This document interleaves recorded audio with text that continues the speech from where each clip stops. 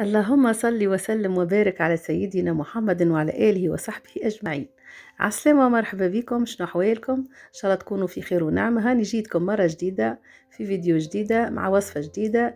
اليوم جبت لكم الهريسة متاع الفلفل المرمز، معناها الفلفل اللي موجود تويكا مش الشايح، يعني مازال أخضر لكنه أحمر، معناها مازال مرمز احنا نقولوا له.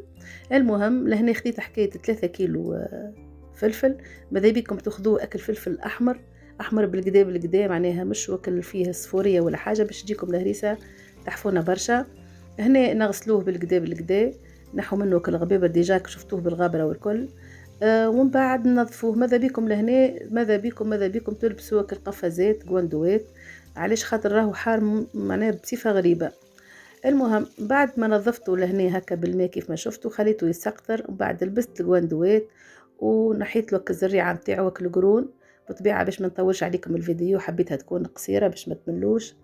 المهم بعد تحطوا المقفول نتاعكم، تحطوا فيه الماء، إنه فوا غلي الماء تحطوا عليه الكاسكاس بالفلفل. شفتوا انا 3 كيلو الكلهم حطيته في نفس الكاسكاس، على خاطر عامله حسابي انه هذاك الكله بعد باش يبدا معناه يذبال ويبدا يهبط بشوي بشوي لين يتناصف الكاسكاس، معناها مش باش يبقى الكل هكاكا. شوفوا لهنا ديجا الكونتيتي الكبيره شو كيفاش دبلت ومعناها هبطت لوطه. المهم تاخدوا هكا حاجه كيف هكا سكينه ولا حاجه، وتبدو هكا ترشقوها في القرون. اون فوا معناها حسيتوها اللي هي طابت صايي. يلزمكم يا من صبحة ربي حتى كش العشية، يعني معناها الصباح تفوروه والعشية ترحوه، ولا في الليل تفوروه في الصباح ترحوه، خاطر هو حطوه باش يتسقط، باش يسيب الماء، باش يسيب برشا ماء، وكل الماء هذاك فيه لزوجة، هذاك باش يفسدوا معناها. فهمتوني؟ دونك لهنا هذه الطريقة. انا لهنا جبت لكم حاجة معناها سهلة، هو انه خذيت انا الربو هذا باش نرحي فيه الرحية الاولانية، خاطر هذايا ما يتقشرش، والقشور نتاعو باش تجي ماهيش باهية هكا، خاطر هو ذي الهريسة هذيا نتاع الساندويتشات ونجمو زاد نطيبو بها. المهم ناخدوه نحطوه مرة أولى في ميكسور كيف هكا، ومن بعد ما نرحوه في هذه نعاودو نرحوه فكا الأخرى المانيوال. هتا نشوفوها مع بعضنا، ذوكم تاع عماتنا وجداتنا قبل كانت اينوكس، توكا هكا ولت هكا بلاستيك. المهم الرحية الأولانية نعملها كيف هكا، تسهل عليا كيف ما قلت لكم الحكايه. ومن بعد نجيب ها هي هذه توكا ولت في الالوان. خديت الصفايه الوسطانيه، ما خديتش الخشينه ولا خديت الجويده بالكل، خاطر بما اني سهلتها عليا ناخذ بشويه بشويه او نرحي ونوسعوا بينا بالطبيعه حتى لين نكملهم الكل. وتشوفوا كيفاش اكل الزريعه، اكل البقات، اكل ما تنحاتش الكلها، واكل القشور كلها باش يبقى معناها من فوق، ماهيش باش تهبط لوطه. بالطبيعه حضرت بحذايا سنون ثوم، وحضرت بحذايا التابل وكروية والملح، هذوما 3 باش نفوح بيهم الهريسة نتاعي.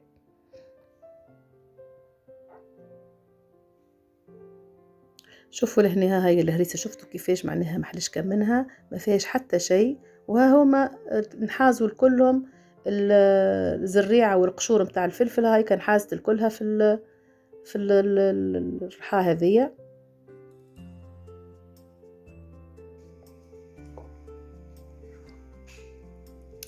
وفتش الحكاية حد الغادي.